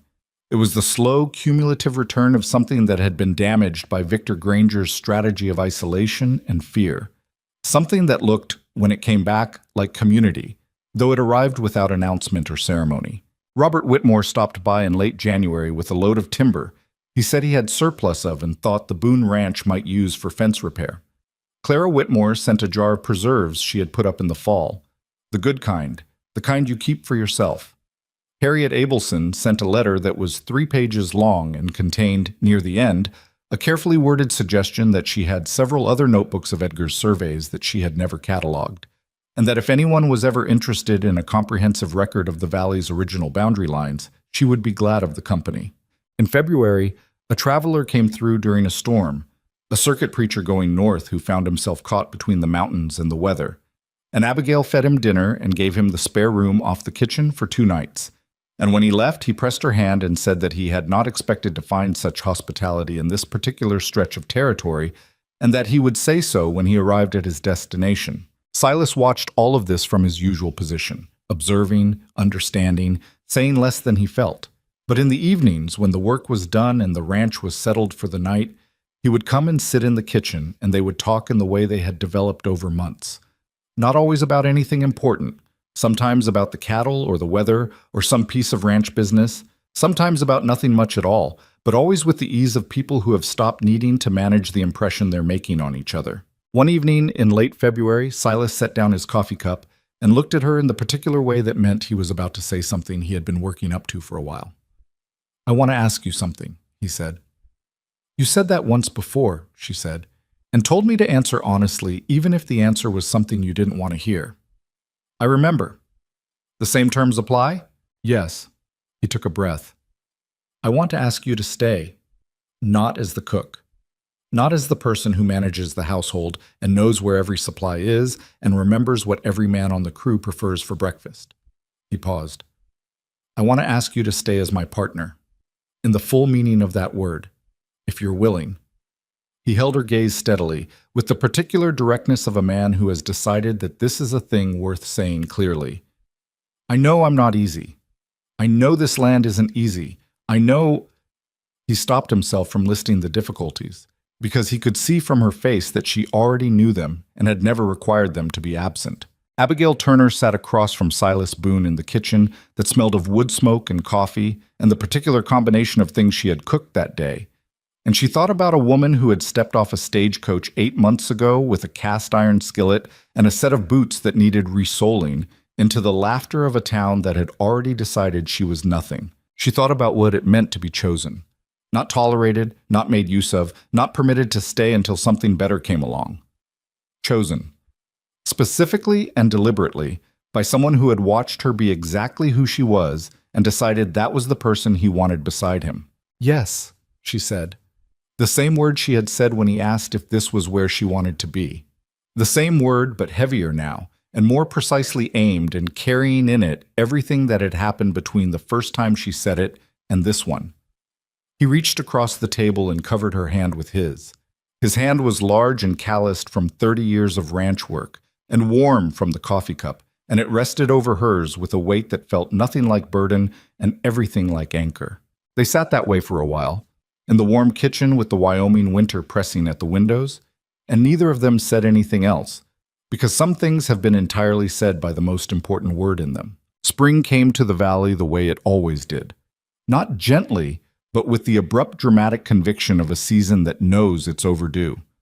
The snow retreated from the lower ground first, revealing the pale winter grass that would, over the coming weeks, begin its slow return to green. The creek swelled with snowmelt and found its full voice again after months of frozen silence. The cattle, as if responding to some internal signal, lifted their heads and moved differently, with more energy, more purpose, the way animals move when they feel the season shifting.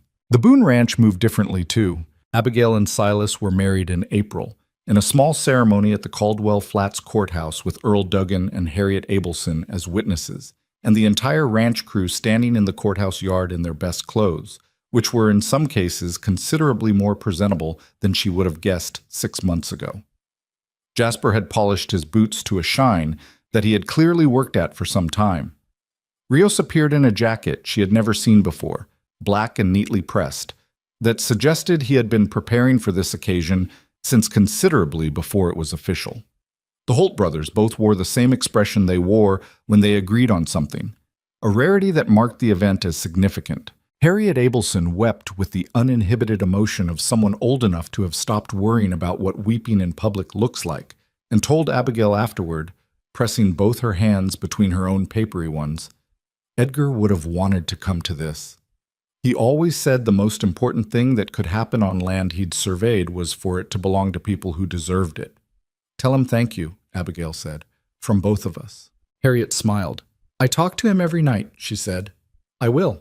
The summer that followed was the best the Boone Ranch had seen in years.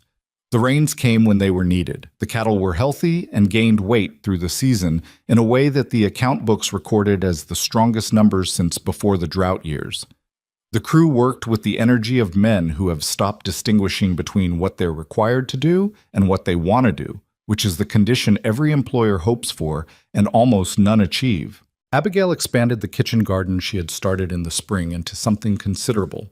Raised beds behind the main house, a root cellar she had Jasper and Decker help her dig in June, a small glasshouse structure along the south-facing wall of the barn that Silas built for her over 3 weekends in May, with the focused application of a man who had decided that this particular project was the most important thing he could do with his Sundays. She grew things that the ranch hadn't had access to before, herbs, late-season vegetables, roots that stretched the winter pantry further and made the crew's meals more varied through the cold months. She also expanded her reach into the valley in ways that had nothing to do with the ranch's direct interests and everything to do with the web she had been quietly building since the previous autumn. The Boone Ranch kitchen became, through no formal arrangement, a resource, not a charity. Abigail was precise about this distinction, because she had been on the receiving end of charity that made her feel small, and she would not create that feeling in anyone else. A resource, a place where a neighboring family short on supplies in a hard week could find something to trade or borrow, a place where injured hands from other outfits could get their wounds properly cleaned and bandaged by someone who had, over the course of a year, accumulated a working knowledge of frontier medicine from Harriet Abelson's collection of her late husband's books. A place where a young woman new to the territory, and there were more each year following husbands and brothers and fathers out into the hard country, could sit at a kitchen table and drink coffee and ask questions that the territory's silence otherwise made it difficult to ask. In the late summer, a group of 3 families arrived in the valley from the east, relocating together, relatives, or close enough to count as such, looking to settle on the land that was opening up north of Caldwell Flats. They came through on a Thursday, which had replaced Wednesday in Abigail's private ranking of significant days, and stopped at the Boone Ranch gate because they had heard from someone in town that the people there were the right ones to ask about the valley. Abigail fed them supper. All 3 families, 11 people, including 4 children, at the long kitchen table that she had extended with a board Silas had cut and fitted for exactly this purpose, which he had done without being asked because he had been watching her expand the table's hospitality for months and had anticipated where it was going. The families asked about the land, the water, the winters, the nearest doctor, the nearest school. She answered everything she knew and said plainly what she didn't know. The oldest of the 3 family men, a quiet Pennsylvanian named August Breer, looked around the kitchen at the end of the meal and said, "You run a good place here." "We do," she said. "Not I.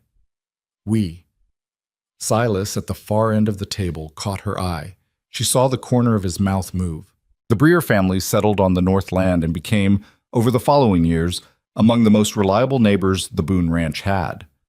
August Breer turned out to have a talent for carpentry that he made available to every property in the valley, and his wife Martha made preserves that she traded broadly and taught other women to make. And their eldest son at 12 was already showing the instincts of a natural cattleman that Earl Duggan began quietly to cultivate. The community that had been broken by Victor Granger's strategy of pressure and isolation did not simply recover. It became stronger than it had been before, the way a bone that heals correctly is stronger at the break than anywhere else.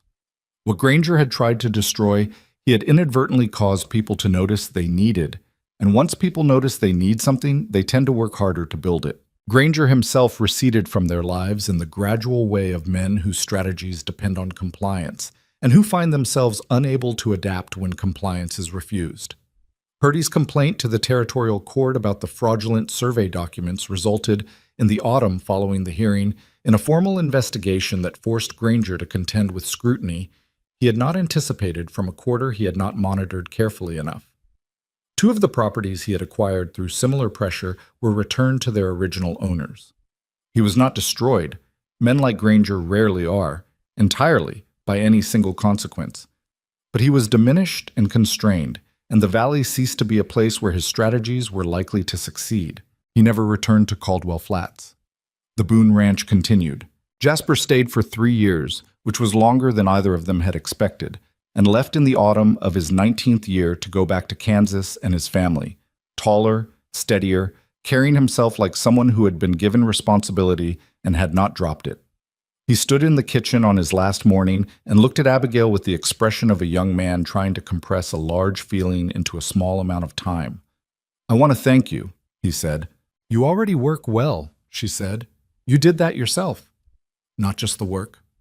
He struggled with the words in the way of someone who has something precise to say and not quite the vocabulary for it yet. "For treating me like I was worth something, before I'd done anything to be worth something." She looked at this boy, this young man, and thought about all the mornings she had refilled his coffee without comment after he knocked it over. All the afternoons she had sent him on small errands designed to give him a sense of his own capability. All the quiet investments of attention and trust that she had made in him because she had seen from the beginning what he could become. "That's not a gift," she said. "That's just paying attention." He hugged her, a brief, fierce hug of the kind she imagined he gave his mother, and then went out to saddle his horse, and she stood at the kitchen window and watched him go the way she had watched many things from that window over the years, with the particular quality of feeling that comes from knowing something is right, even when it is also a loss. Earl Duggan stayed. He would stay, as it turned out, for the rest of his working life, the ranch becoming the final place he belonged, which was the thing he had been looking for without knowing it when he arrived as a drifting Texan hand years before Abigail came.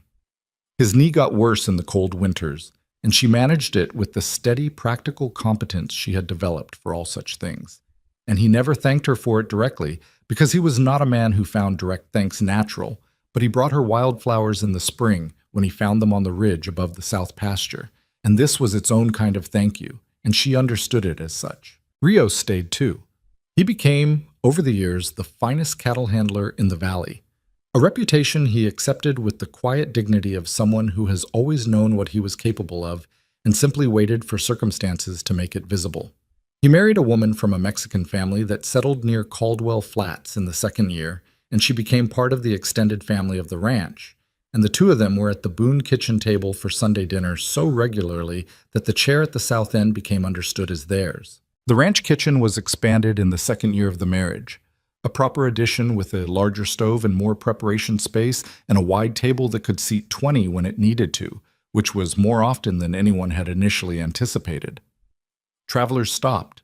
Families gathered during storms, having learned that the Boone Ranch was a place that would not turn them away. No one left hungry, which was a policy that was never stated formally and therefore never needed to be, because it was simply the way things were. The community dining hall that the kitchen became over the years was never planned. It grew the way important things grow, through accumulated acts of care, through people remembering where they had been fed and returning, through the particular reputation of a place that does something necessary without making anyone feel the debt of it.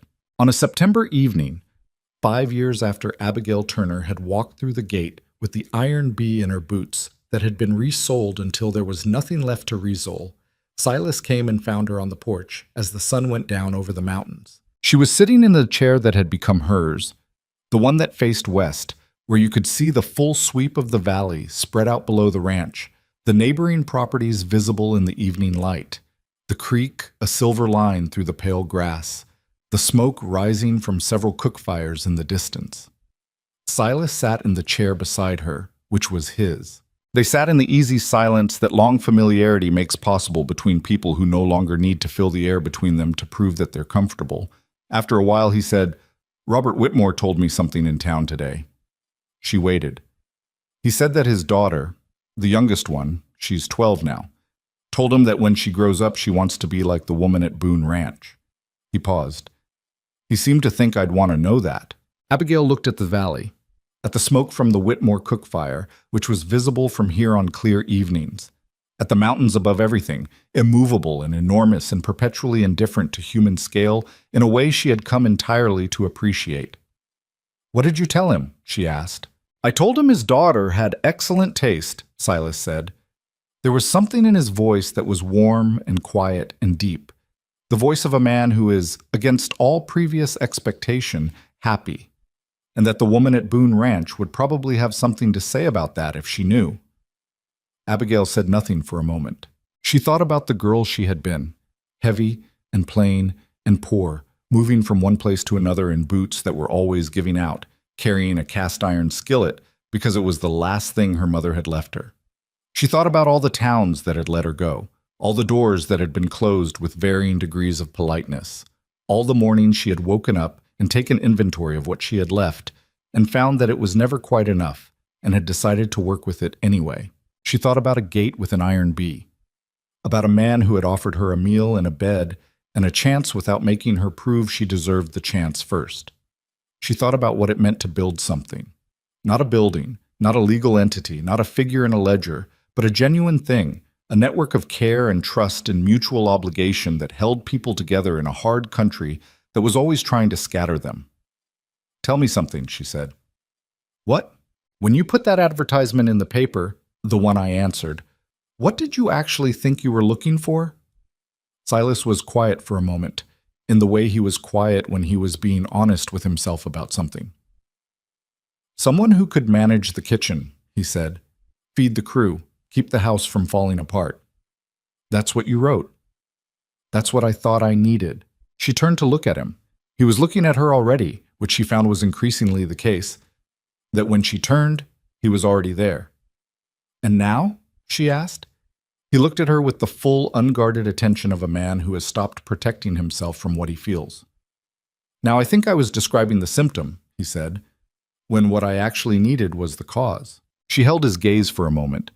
Then she turned back to the valley and the evening light and the smoke from the distant cook fires. Beside her, Silas did the same. The sun finished going down. The mountains held their shape against the darkening sky. The creek, somewhere in the middle distance, kept moving in the direction it had always moved, following the boundary that Edgar Abelson had drawn in careful ink in 1869, and that would hold, Abigail had every reason to believe, for as long as anyone needed it to. The iron key was inside, hanging on its nail beside the kitchen door. The cast iron skillet, her mother's hairline crack along the rim, handle worn smooth on one side, was on the stove where it had been every morning for 5 years, seasoned now beyond anything she could have managed in Laramie or anywhere else, improved by use, by the particular alchemy of heat and care applied to the right material consistently over time. She had walked into this valley with nothing but that skillet and the knowledge of what to do with it. She was leaving it, not yet, not for years, but eventually, as everyone does, with something that could not be weighed or measured or entered into a ledger, a community made warmer, a ranch made whole, a crew of men who knew what it felt like to be cared for without condition. A young woman named Nora Cutter, who had ridden through January cold to ask for help, and learned, in the receiving of it, how to give it to the next person who came to her gate. A 12-year-old girl in the Whitmore house who had decided, without fully understanding why, that the most admirable thing a person could be was the woman at Boone Ranch. And a man in the chair beside her who had read an advertisement into a quiet room, and a woman had heard it across 100 miles and walked toward it on the faith that somewhere there was a door that would open. Real strength, Abigail had decided over these 5 years, was not the kind you could see directly. You could only see what it built. The straight fence line that holds through winter, the crew that works without being watched, the table that always has room for one more, the community that holds when someone tries to break it, because the connections run too deep and were built with too much care to come apart at the first pressure. She had come to this valley with nothing and built all of that. Not alone. Never alone. That was the whole point. The lesson she had learned so early and so hard that it had become the center of everything she did. You build it together, or you don't build it at all. You extend the circle, you make room, you feed the people around you, in every sense of that word, and then you discover that they were always capable of feeding you back. If only someone had shown them that feeding people is what strong people do. The stars came out over Wyoming, one by one, as they always had, indifferent to the particular human stories being lived beneath them, but present for all of them equally, which was its own form of fairness. The mountains stood. The ranch settled into its evening rhythms. Somewhere in the bunkhouse, someone was probably playing the fiddle. Abigail Turner. Abigail Boone. Now, though she had kept the Turner too, sewn into her name like her mother's maiden name sewn into the hem of an apron, there because it was part of what made her, sat on her porch in the dark of a September evening and breathed in the cold, clean air of the valley she had made her own. The woman nobody had chosen, the woman who had changed everything anyway. End of part 5, end of story.